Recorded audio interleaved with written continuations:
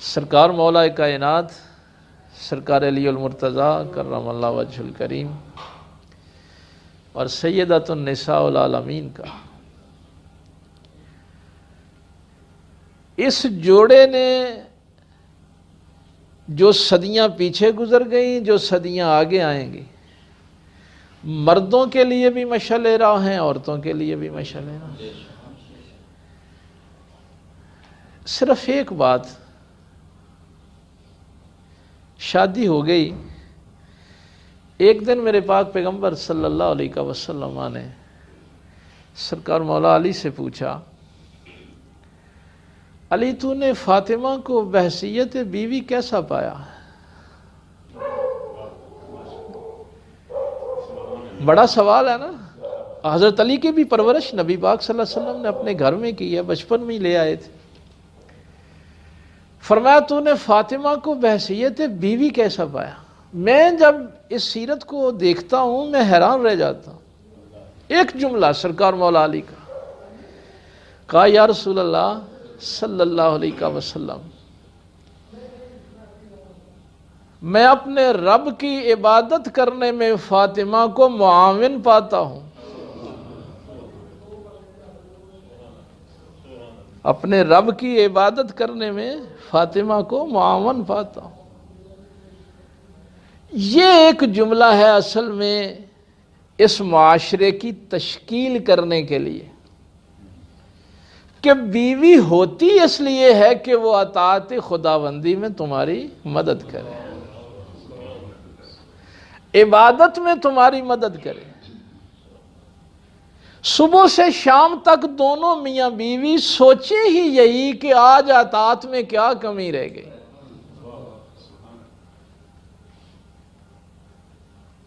شاید کسی جمعے پہ میں نے یہ آپ سے ادھر عرض کیا ہو کہ میں نکاح کے معاملے میں بھی یہ جہاں جاتا ہوں دوستوں کو بتاتا ہوں کہ ہمارے ہاں نکاح کا جو ہوتا ہے نا معاملہ، وہ یہ ہوتا ہے کہ آگے اولاد جو ہے وہ پیدا ہوگی، ہماری نسل آگے چلے گی، ہمیں دنیا کے وارث مل جائیں گے اور ہماری جنسی ضروریات جو ہیں وہ پوری ہو جائیں گی۔ قرآن کہتا ہے کہ یہ دونوں کام تو ایک مشرکہ عورت بھی کرتی۔ ایک مشرکہ عورت جو ہے وہ بھی بچے پیدا کرتی ہے، تیری جنسی ضروریات پیدا کرتی ہے۔ وَلَا تَنْكِحُوا الْمُشْرِكَاتِ حَتَّى يُؤْمِنَ، لیکن قرآن کہتا ہے کہ مشرکہ سے شادی نہیں کرنا، مشرکہ سے نکاح نہیں کرنا، حَتَّى يُؤْمِنَ، یہاں تک کہ وہ ایمان والی ہو جائے۔ میں قرآن کی یہ آیت بڑی جگہ میں نے یہ سنائی، اس پہ بڑی گفتگو بھی کی، بڑی تقریریں کی، لیکن جب میں نے سرکار مولا علی کا یہ جملہ پڑھا، یقین جانیے اس آیت کی تشریح جو تھی وہ واضح ہو گئی کہ یا رسول اللہ فاطمہ کو میں نے رب کی عبادت کرنے میں بڑا معاون پایا۔ تو اس کا مطلب ہے کہ میرے لیے بیوی اس لیے نہیں ہوتی جو میں نے سوچا ہوا ہے، بیوی اس لیے ہوتی ہے کہ وہ اللہ اور اس کے رسول کی اطاعت میں میری مدد کرے، میرے ساتھ تعاون کرے، اور پھر جیسے قاری صاحب نے فرمایا کہ اس مومنہ عورت سے پیدا ہونے والی پھر اولاد بھی اطاعت رسول میں تمہاری مددگار ہوگی۔ پھر بات یہاں تک تو نہیں رکے گی نا۔ اچھا، اس دور کا جو سوشل سٹیٹس تھا جیسے ہمارا ہے آج کا، یہی اس دور میں بھی تھا۔ حسب نسب دیکھا جاتا تھا، مال و دولت دیکھا جاتا تھا، یہی چیزیں تھیں جو آج دیکھی جاتی ہیں۔ سیدہ پاک کے نکاح کے لیے بڑے صحابہ نے درخواست پیش کی۔ کلچر جو ہے وہ میں عرض کر رہا ہوں کہ ہمارے ہاں تو یہ بات بڑی معیوب سمجھی جائے گی نا کہ مثلا میرے پاس کو آ کے کوئی بچہ میری بیٹی کا رشتہ مانگے تو ہم تو بڑا معیوب سمجھتے ہیں، لیکن اس کلچر میں نہیں تھا یہ بات۔ حضرت ابوبکر صدیق رضی اللہ تعالیٰ عنہ نے درخواست پیش کی تھی کہ میں سیدہ فاطمہ زہرا سے نکاح کرنا چاہتا ہوں۔ اور صحابہ کرام نے بھی نکاح کی درخواست جو تھی وہ پیش کی، لیکن نبی پاک صلی اللہ علیہ وسلم نے اپنے اخلاق اور اپنے تدبر کے ساتھ ہر کسی کو بتا دیا کہ یہ معاملہ اللہ کے سپرد ہے اور اللہ تعالیٰ نے اس کا فیصلہ کرنا۔ مختصر یہ بات میں کرنا چاہتا ہوں کہ سرکار مولا علی کی شرم و حیا کا یہاں پر بھی یہ بات کہی جاتی ہے کہ رسول اللہ صلی اللہ علیہ وسلم نے خود ہمت بندھائی جب وہ رشتہ پوچھنے کے لیے آئے تو آنکھیں جھکا کے کہا کہ میں سیدہ پاک سے نکاح کرنا چاہتا ہوں۔ نبی پاک صلی اللہ علیہ وسلم نے جو بات ارشاد، ہم نے معاشرہ تشکیل کرنا ہے نا، ہمیں اصل میں پتہ نہیں کہ ہمارا دین ہمیں بتاتا کیا ہے۔ ولی جو گھر کا سربراہ ہے، باپ ہے، وہ بیٹی کی شادی کر سکتا ہے، اس کو اجازت ہے، اختیار ہے پاک پیغمبر صلی اللہ علیہ وسلم، لیکن سرکار نے فرمایا کہ علی میں فاطمہ سے پوچھ کر بتاؤں، میں فاطمہ سے اجازت لوں گا۔ یہ ہماری طرح کا نہیں ہے کہ بارات گارا آ کے بیٹھ جائے تو مولوی صاحب جاتے ہیں چلو جی اجازت لے آئیے۔ بچی سے یا بچے سے یہ جب رشتہ طے ہونا ہے تو اس سے پہلے اس سے پتہ کرنا ہے کہ وہ اس رشتے پہ راضی ہے یا نہیں ہے۔ یہ ہے سنت پاک پیغمبر صلی اللہ علیہ وسلم۔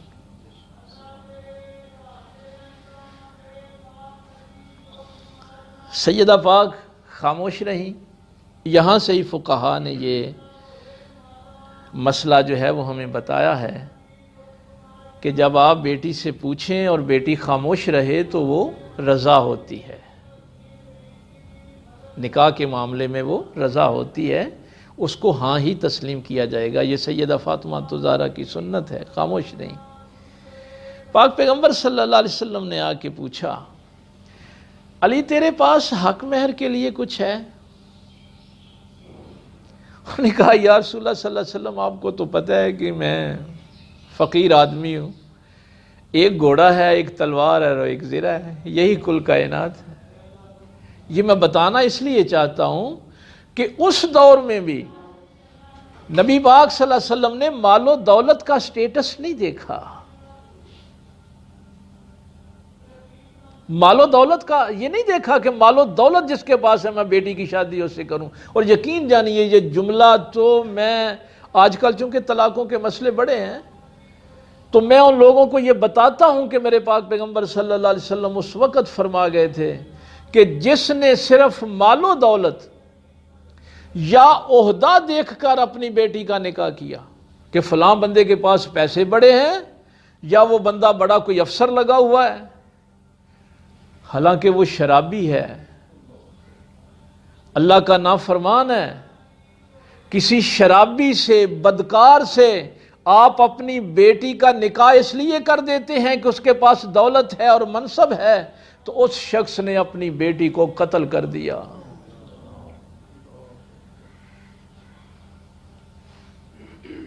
لیکن آج ہم ہر جگہ یہ لیے پھرتے ہیں کہ یار طلاقاں دی شرب۔ بھائی جب آپ نے نکاح کا فیصلہ کیا تھا تو آپ نے دیکھا تھا کہ میرے پیغمبر نے اپنی بیٹی کی نکاح کے لیے کیا کچھ دیکھا تھا؟ کیا آپ نے اس وقت غور و فکر کیا تھا کہ مولا علی کے پاس کیا تھا اس وقت؟ کہا یا رسول اللہ صلی اللہ علیہ وسلم میرے پاس تو یہ تینوں چیزیں ہیں۔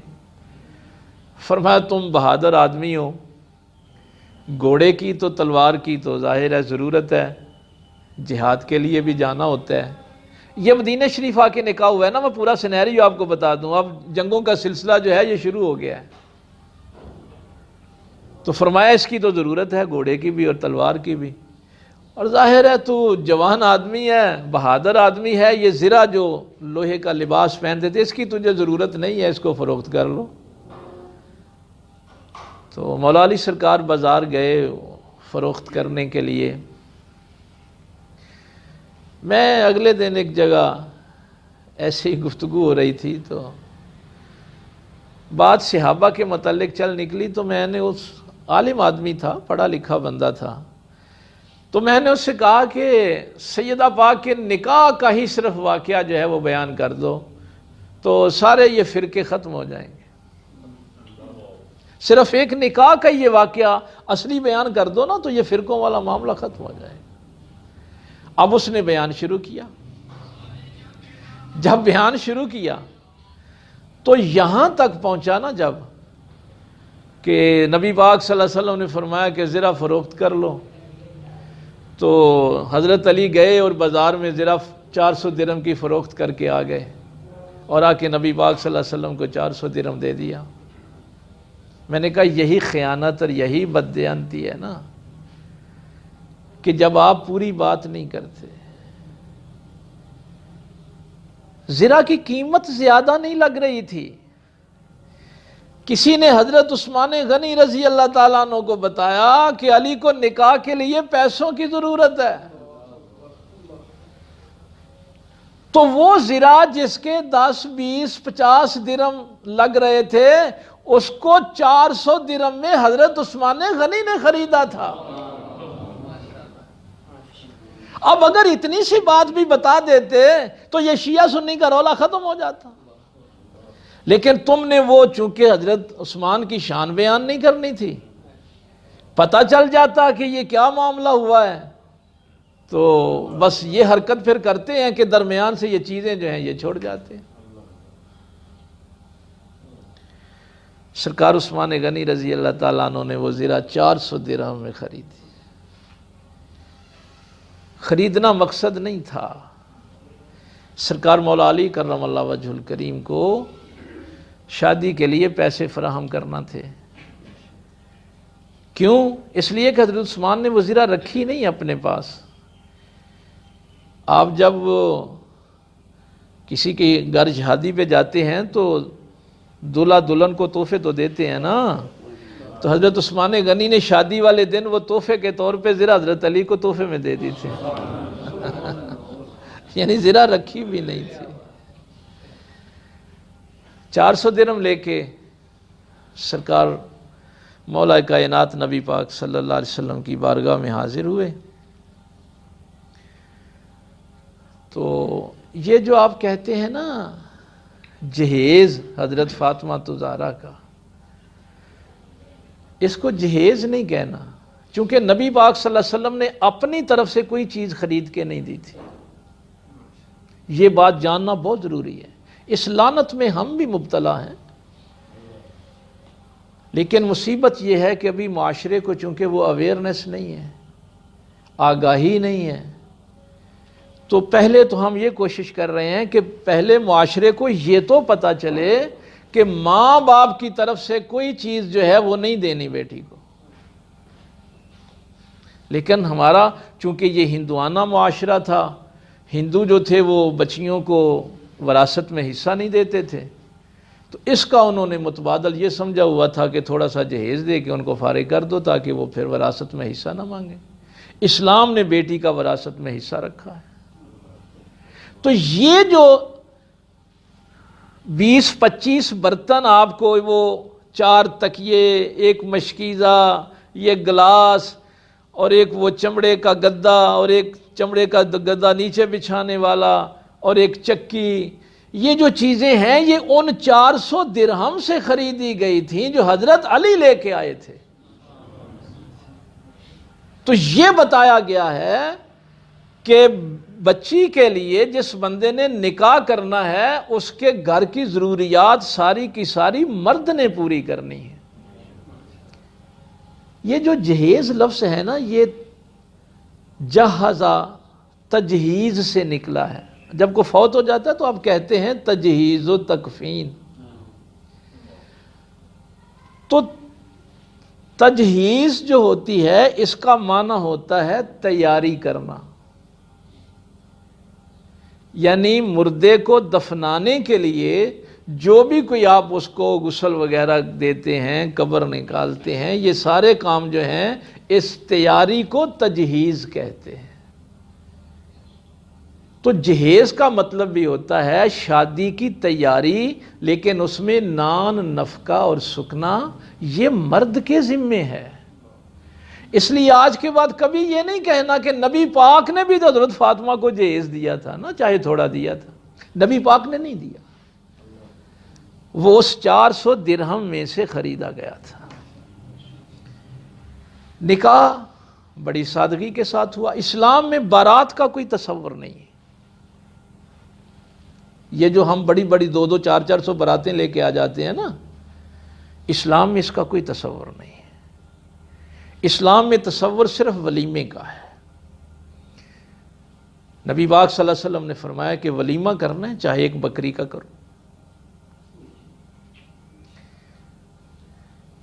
میں جب یہ باتیں مختلف جگہ پہ بیان کرتا ہوں تو وہاں یہ میں کہتا ہوں کہ میرے ساتھ بھی یہی معاملہ ہے۔ وہ کہتے ہیں پھر آپ کیوں؟ میں نے کہا بھائی یہ معاشرتی پرابلم ہے نا، پہلے اویئرنیس دو۔ اس کام کو اب اگر کرتے بھی ہو تو غلط سمجھ کے کرو۔ بارات منگوائی ہے تو سمجھو یہ غلط ہے۔ ذہن میں پہلے یہ تو تصور آئے نا کہ یہ جو میں کر رہا ہوں، جہیز دے رہے ہو تو اس کو غلط سمجھ کے کرو۔ اس کا نتیجہ کیا نکلے گا کہ تم نمائش نہیں کرو گے، کم از کم نمائش سے تو بچ جاؤ گے، شیخیاں نہیں بکھیرو گے۔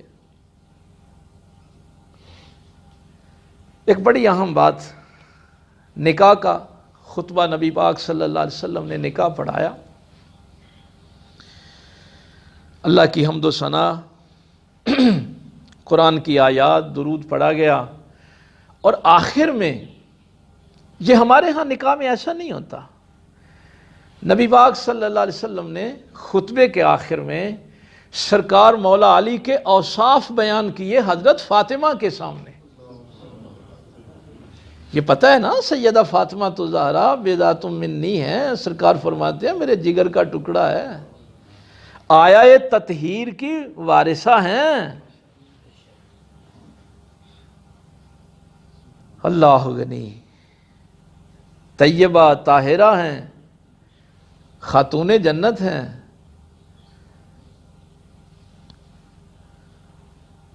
دونوں جہانوں کی ملکہ ہیں۔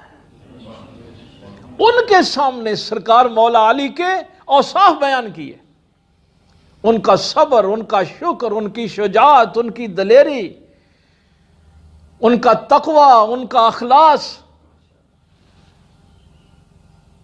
آج جب میں نکاح پڑھاؤں تو میں دلہن کے سامنے اس دلہے کے کیا اوصاف بیان کروں؟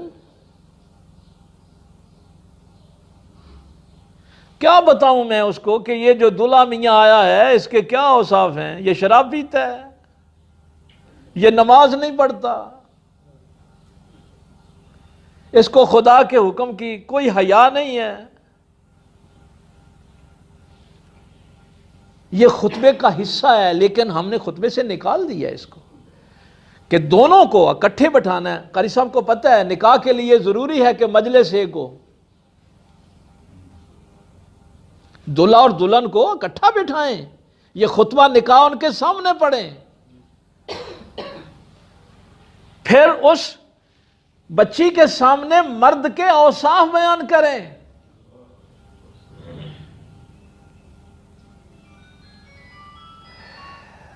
اب جو روایت تھی بنی ہاشم تلواریں لے کے کھڑے تھے سواریوں پہ، اونٹوں پہ، اور نبی پاک صلی اللہ علیہ وسلم نے رخصتی کے وقت دونوں کو اکٹھے بٹھایا، فرمایا کہ گھر کے سارے معاملات فاطمہ کے ذمہ ہوں گے، باہر کے سارے معاملات علی کے ذمہ ہوں گے۔ اگر کبھی علی تھکا ہارا باہر سے آئے گا تو اونٹنی کو چارہ ڈالنا ہوگا تو فاطمہ تعاون کرے گی، یہ نہیں کہے گی کہ باہر کا میں نے کام نہیں کرنا۔ اور اگر فاطمہ کو ضرورت پڑے گی تو علی گھر کے کام میں بھی اس کے ساتھ تعاون کرے گا۔ یعنی میں صرف آپ کو یہ بتانا چاہتا ہوں کہ میرے نبی نے معاشرہ کیسا بنایا ہے۔ ہمارے ہاں یہ بتایا جاتا ہے کہ ایسا مہندی تے اتنا خرچ کرنا ہے، فلانے دن اتنا ہے سوٹ، 4 دن کیڑے کیڑے پانے نے، آگے زندگی کیسے گزارنی ہے یہ نہیں پتا۔ اور میں تو اس گھر کی سادگی، جس گھر کے دروازے پہ جبریل اجازت کے لیے کھڑا ہوتا تھا، ہائے ہائے ہائے ہائے، وہ جو نیچے بچھانے والا تھا نا، وہ کھال جو اونٹ کی دی گئی تھی، تو ایک طرف سے تو ظاہر ہے وہ برد سی ہوتی ہے نا اونٹ کی، دوسری طرف سے وہ چمڑا ملیم تھا. تو مولا علی سرکار کبھی جب تھکے ہارے آتے تھے تو سیدہ پاک اسی چٹائی کو باہر نکالتی، اس کو الٹا کر کے، وہ چمڑے کی جانب اس کے اوپر اپنی ڈاچی کو چارہ ڈال دیتی تھی، اور رات کو اس کو ہی الٹا کر کے اس پہ سو لیا جاتا تھا. کیوں؟ یہ بتایا ہے کہ تم جتنی اپنی ضرورتوں کو مختصر کرو گے اتنے ہی زندگی اچھی گزارو گے، اور جتنی تمہاری ضرورتیں بڑھتی جائیں گی تمہاری زندگی مشکل ہوتی جائے گی. اب یہ نہیں ہے کہ نبی پاک صلی اللہ علیہ وسلم فرما رہے ہیں کہ میں نے کہہ دیا کہ فاطمہ نے گھر کے کام کرنے ہیں تو اب باہر کی اس کی ذمہ داری ختم. نہیں، اگر خامد کو ضرورت ہے باہر کے کام کے لیے تو وہ بھی کرے گی. بھائی اگر حضرت علی موجود نہیں ہے تو سیدہ فاطمہ مشکیزہ لے کے پانی چلی جاتی. اور پھر کیا نصیحت فرمائی، اللہ غنی. بیٹی کو کیا بتایا کہ اب خاوند کا حکم ماں باپ کے حکم سے بڑا ہے. اب یہ نہیں ہے کہ تو علی کی اجازت کے بغیر کہیں چلی جائے، خاوند کی اجازت کے بغیر اب گھر سے باہر قدم نہیں رکھنا. اور پھر اس دن فرشتے بھی آشش کر اٹھے تھے، میرے پیغمبر اپنی بیٹی کو لینے کے لیے گئے. سرکار گئے اور جا کے فرمایا فاطمہ میں تمہیں لینے آیا ہوں. سیدہ پاک عرض کرتی ہیں یہ نبی کا حکم ہے یا باپ کا حکم ہے؟ ہائے ہائے ہائے. کیوں کہ نبی کا حکم تو پھر ماں باپ کے حکم سے بڑا ہے نا. اگر نبی کا حکم ہے تو ابھی چلی جاتی ہوں. سرکار نے فرمایا نہیں، باپ کا حکم ہے. سیدہ پاک نے اسی وقت کہا اگر باپ کا حکم ہے تو پھر علی گھر پہ نہیں ہے. جب تک علی آ کے اجازت نہیں دیں گے میں نہیں جا سکتی. ان گھروں میں کھانے کو کچھ بھی نہ ہو وہ گھر جنت ہوتے ہیں.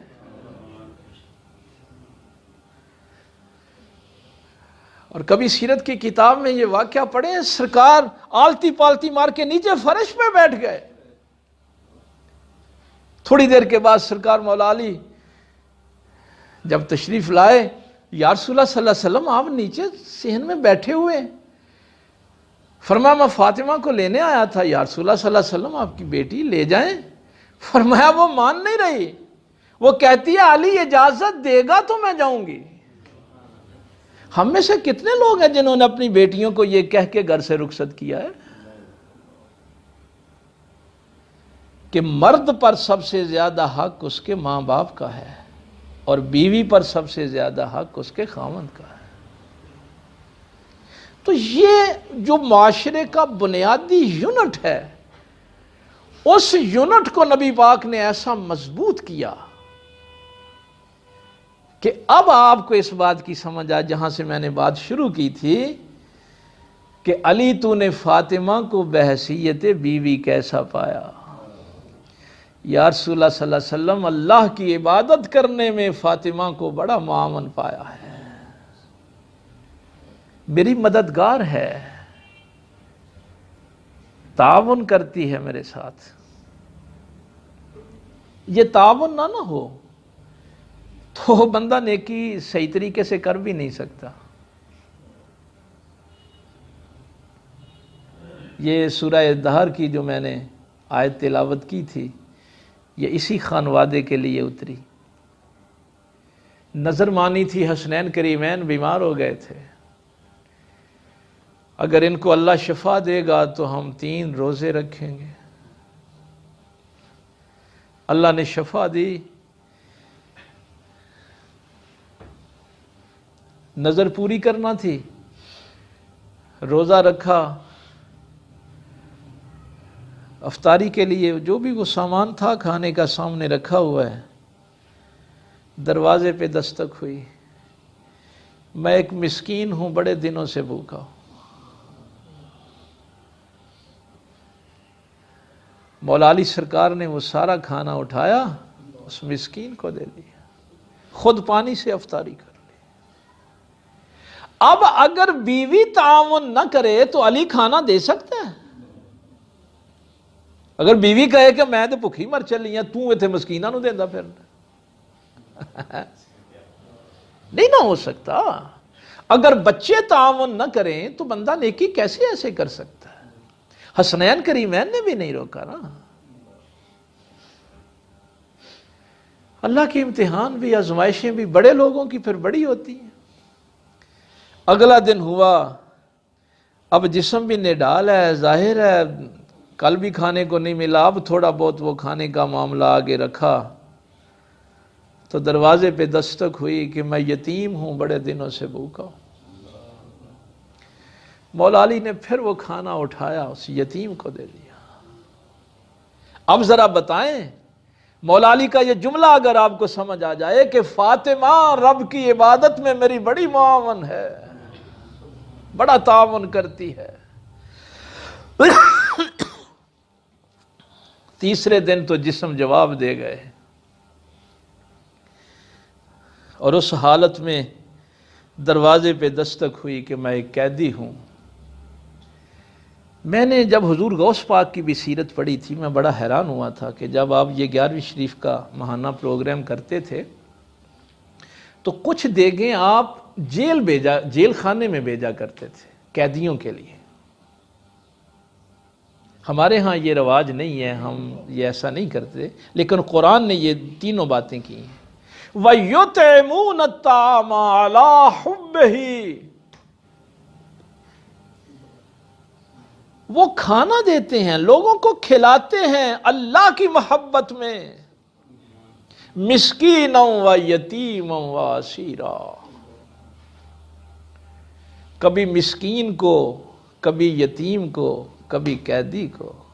انما نطعمکم لوجہ اللہ لا نرید منکم جزاء ولا شکورا۔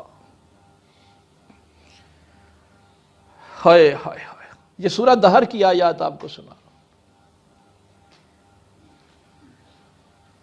کیسے کر لیتے ہیں یہ؟